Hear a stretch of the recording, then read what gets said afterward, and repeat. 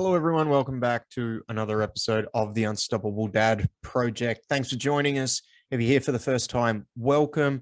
Before we get into it, a couple of little bits of housekeeping. If you are enjoying the podcast and you're enjoying the content that we're putting out, please help us grow it by sharing it with your friends, sharing it with anybody who you think might get some value out of what it is that we are doing here. And while you're there, if you're able to just jump on our Facebook page, The Unstoppable Dad Project, and our Instagram page at The Unstoppable Dad, and give us a like, give us a follow, and also subscribe to this podcast wherever you're listening to it on, or subscribe on YouTube so that you can stay up to date with when we drop a new podcast. So today, I wanted to go into what I believe the difference between training for health and training for performance are. So we're going to go into another training podcast. And one of the main reasons why I want to go into the difference between those two variations or those two types of training is because when I talk to a lot of people, and the type of person that I help predominantly is a person or a dad who really wants to reclaim a level of athleticism. And what I mean by that is at some point in their life, before kids, before maybe they got a particular job, started a business, whatever it is, they were at a particular level of athleticism or fitness, and they want to try and get that back. So they've slipped from where they were due to a whole multitude of different reasons, and they're looking to try and get back to where they were. And that can be vastly different for everybody. But the big thing and the common theme, and a very common theme with a lot of people that I talk to and I work with, is in the endeavor of trying to get back there, they've tried to go back to a way of training that they used to train. And when I talk through with them certain things that they are doing and they are looking to achieve, a lot of what they are trying to do is verging on training for performance.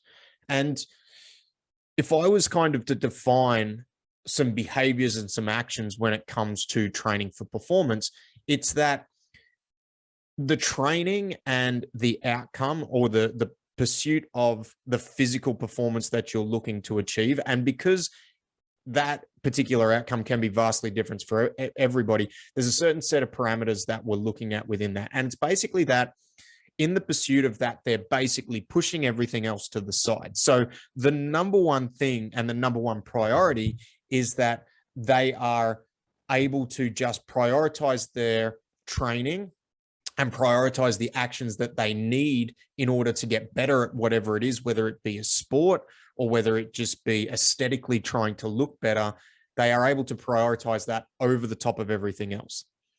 And I think we all know that once we start to get a little bit older and get a little bit more mature within our lives, not that some people aren't mature younger when they're taking those actions, but when we have to almost prioritize others over ourselves, or we choose to prioritize others over ourselves, we can no longer take that action where the be all and end all has to be about physical output. And when you're training for performance, it has to take over everything. It has to be your sole focus, and it has to be something that you are completely dedicated to.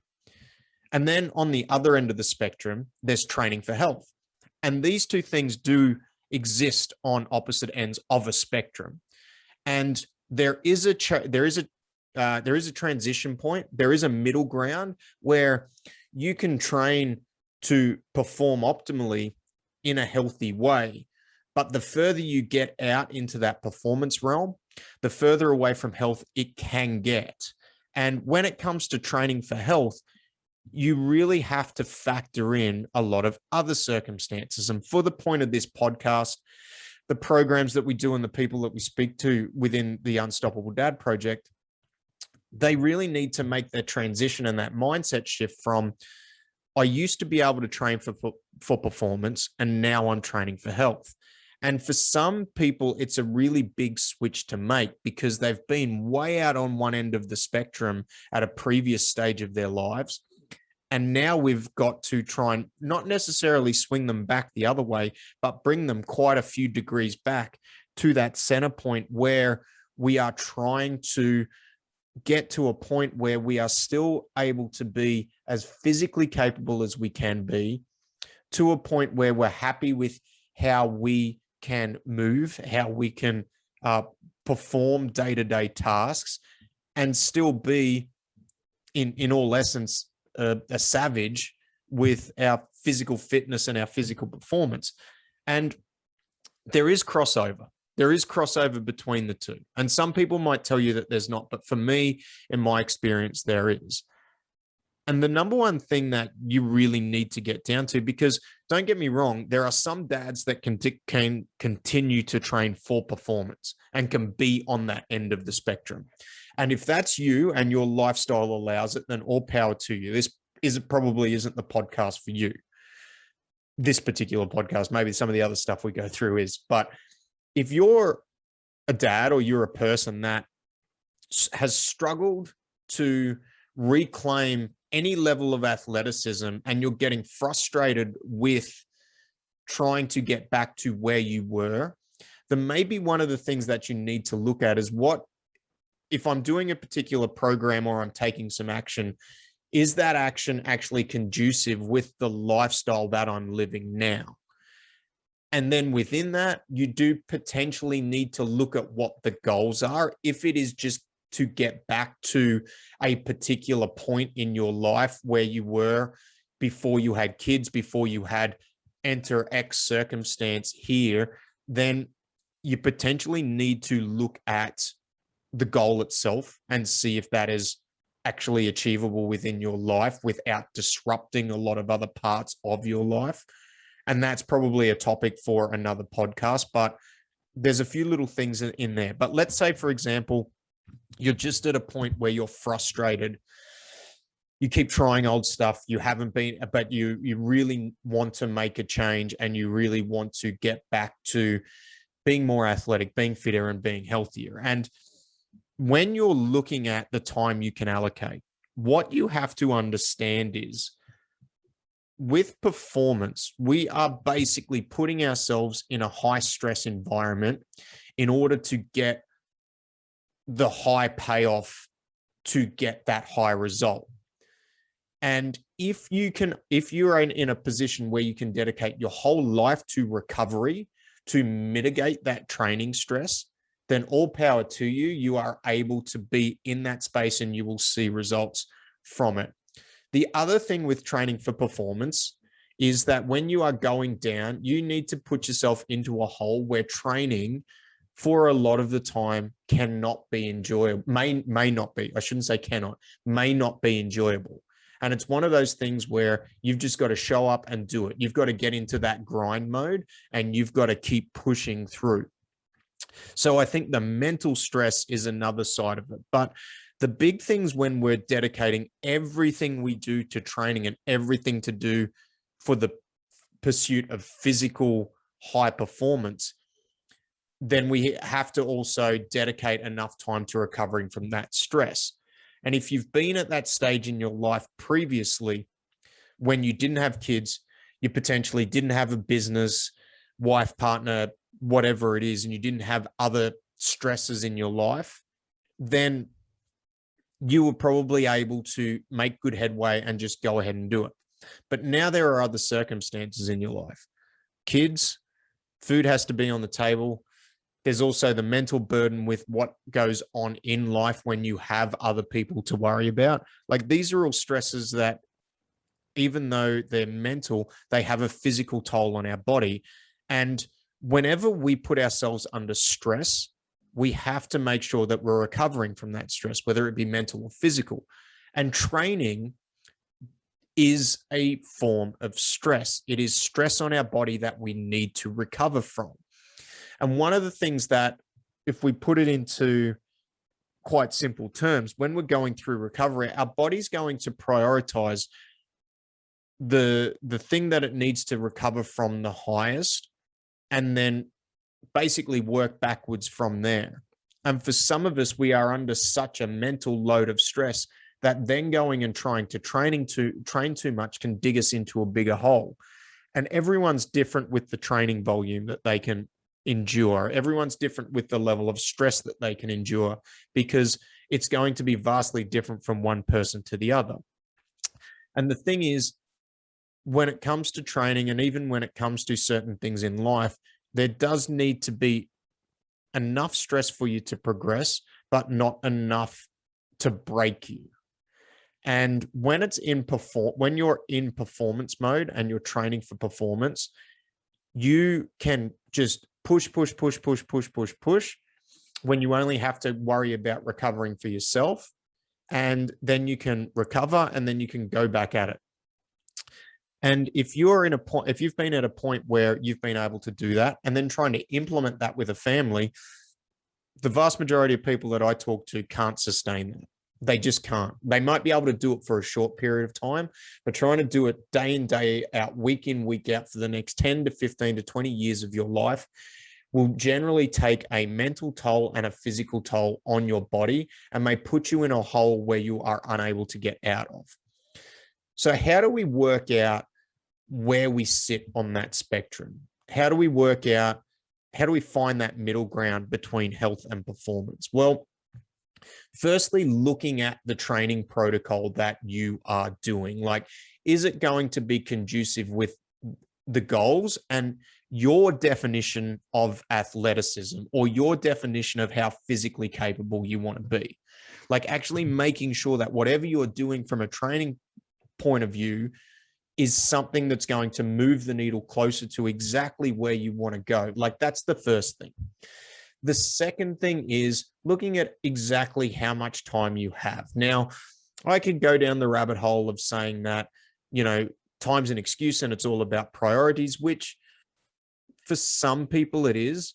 But we also need to, when we look at the time we allocate to training, you also need to make sure you're allocating time to deal with your mental health, be with your family, be with yourself, and then also still have time to move physically. And some of those things can have some crossover, right? Like, for a lot of us, and for me personally, like, a lot of the time for kind of my mental health is also time for my physical health. For me, the physical side of things feeds the mental side of things. When I'm moving better and I'm feeling better physically, mentally I'm feeling a lot better as well. But the longer I do this for, the more I realize that also doesn't fit with everybody too. So understanding yourself and understanding what you need is a big part of this, because there are different types of stress. There is stress in life, so mental stress. There is stress that we put our bodies under, which is, say, stress from training. And we need to make sure that we are doing enough to recover from those things.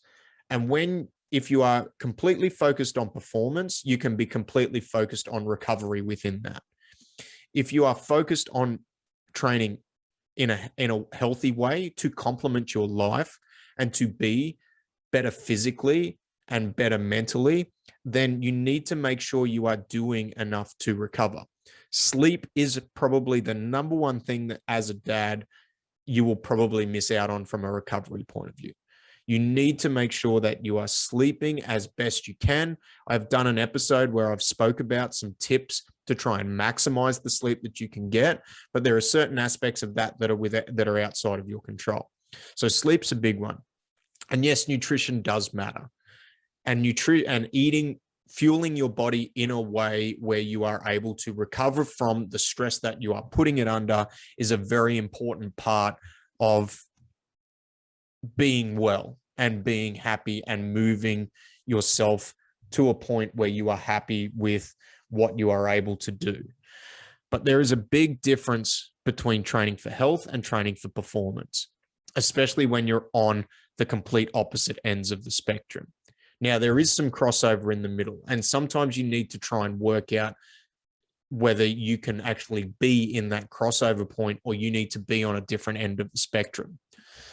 And I would say, to kind of finish off, that if you're getting frustrated and you're trying to reclaim your athleticism and you're trying to reclaim a fitness from a particular point in your life and you just can't get there and you're trying to do things the way you used to, there is probably two things that you need to look at. Number one, what is the actual goal? Because it is unfair on you to compare yourself now to a previous point in your life, especially if your circumstances are completely different.